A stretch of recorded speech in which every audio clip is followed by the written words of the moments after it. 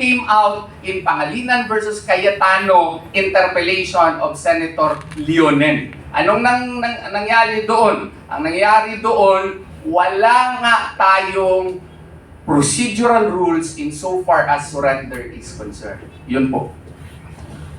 Thank you very much, Atty. Joyon. Ang linaw, nakakapanlumo kasi tayong lahat po kasama dito, na parang nililito tayo, naloloko rin tayo. Pero dahil meron tayong mga kasangga na talaga nagpapaliwanag at naglalatag ng tamang usapin at pagpapaliwanag, kaya naging matibay po ang paninindigan ng mga Pilipinong magpahanggang ngayon ay hindi natitibag sa paninindigan at pakikibaka para sa katotohanan. At ngayon naman po, Atty. Trayan, maraming salamat. Mamaya babalikan namin kayo. Ang ating susunod na katanungan ay ibibigay naman po natin para sa atin pong kasamang Atty. Jimmy Bondoc. Good morning, Atty. Jimmy. Good morning po. Magandang umaga po.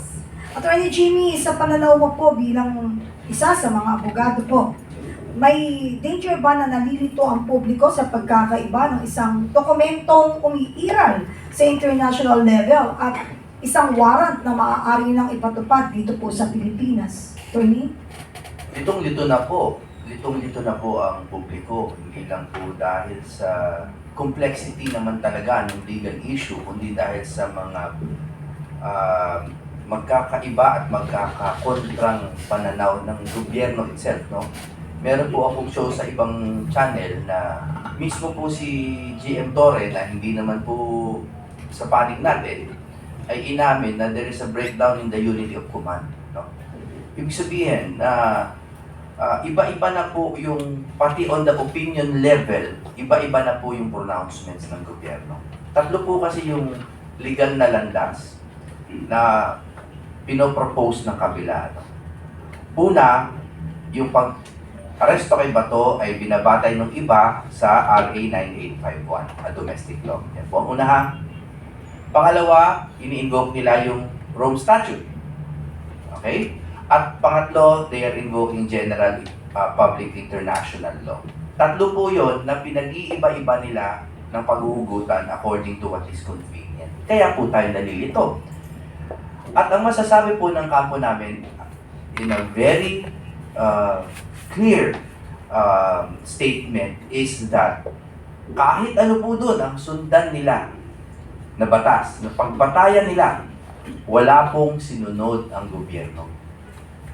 Kung doon tayo sa RA 9851, pag-uusapan po natin kung pwede nating isurrender sa ICC without passing through the judicial authority dito.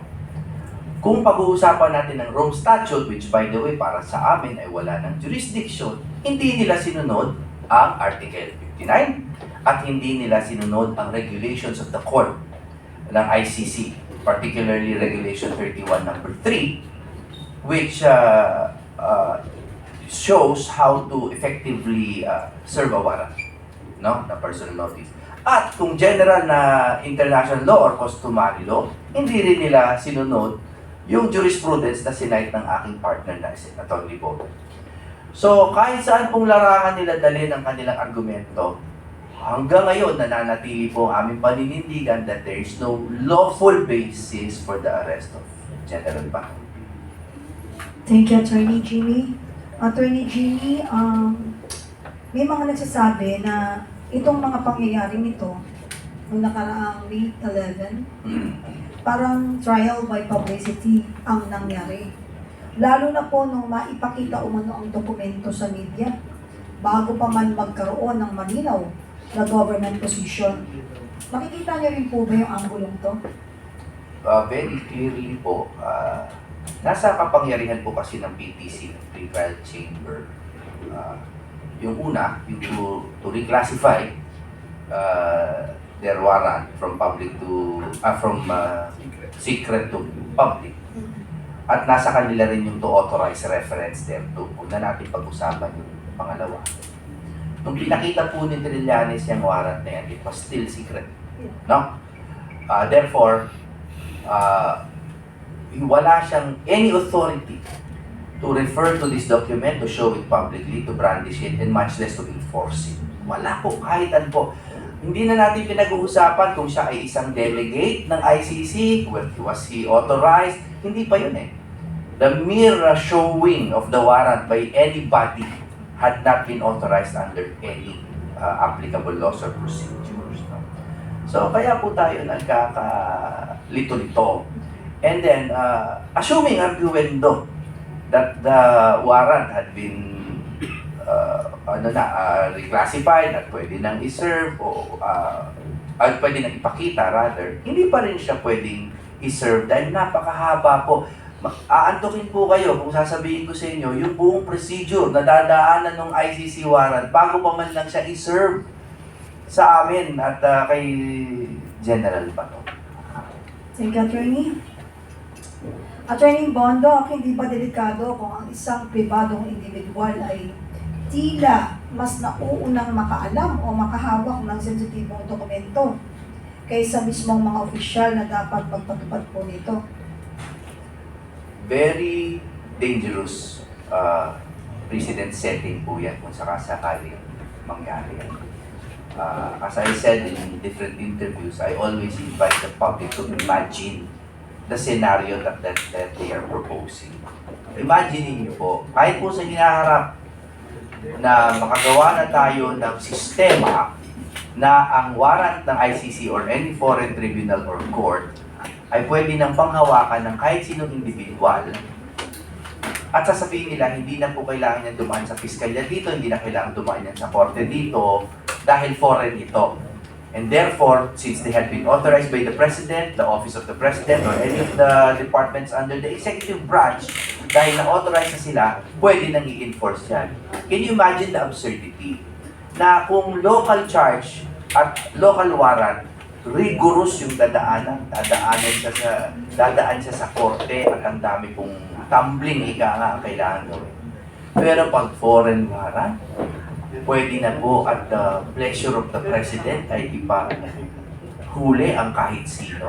Can you imagine the political turmoil? That will be worse than martial law. Oo nga. Takot. Attorney Bondo, kung totoong kailangan pa ng future forward notice at compliance sa local processes bago magkaroon ng enforcement, attorney, may nilabag bang protocol ang sino mang kumilos na parang may immediate arrest operation ng mangyayari? At the very least, that was an attempt at arbitrary detention, attempt at an unlawful arrest, di ba? At I can imagine many other laws broken by the said individual. No? So, pero ang mas nilalabag po talaga nila ay hindi lamang batas kundi yung kasarilan po ng Pilipinas. And that is the worst. I know that sounds like a motherhood statement, pero yun po ang pinakamasama na nilalabag nila. Yung ating karapatan to enforce our own laws and to prevent colonial powers from imposing upon us laws that we do not recognize and giving foreign tribunals power to dictate upon our justice system. What they're actually trying to do, no, is they're trying to tell the Supreme Court, no, dito po sa, kunwari, sa comment po ng OSG, what they're trying to say to the Supreme Court is, mga boss, desisyonan nyo naman tong comment namin na hindi na kayo kailangan. Yun po ang hinihingi nila. No? They are asking the Supreme Court to decide against themselves and the country. And I really think this is dangerous. And I hope that all the authorities recognize this. Lakas ng loob mo, no? Ang lakas ng loob na gawin na yun, ha? Talaga nakaka-shock. Hindi na po kami nasasyak para lang sure. Hindi, kasi They've tried everything. attorney, parang ang thinking namin dito bilang isang simpleng mamamayang Pilipino na lumalaban ng batas sa araw-araw, parang saan sila kumukuha ng lakas ng loob to manipulate at saka konsintihin ang iba't ibang mga autoridad to abuse. Malinaw po kung saan sila kumukuha ng lakas ng loob. It is out of fear. It is out of fear of the scenario 2 years from now. Yeah. Malinaw. Attorney, isa na lang po. Balikan kayo mamaya ni Attorney Yvette. Ano po ang masasabi ninyo? Ito, kailangan pong marinig ng lahat ng mga kababayan natin. Dahil yun po yung isang katanungan nila noong pa eh. That was last week. Eh, ngayon natin tatanungin sa inyo, baka masagot nyo bilang ginatawan at saka tagapamagitan at kayo po yung abogado ni Senator De La Rosa. Sa nangyari po last week, ano po ang masasabi ninyo sa naging desisyon ni former Senator Soto sa pakikipag-ugnayan niya di umano sa NBI, sa OSA, Office of the Sergeant of Arms, sa pagpapatupad ng sinasabing warrant of arrest? Pagdating po dyan, the reason why I want to limit my comments is obviously there's a very huge political struggle now within the Senate.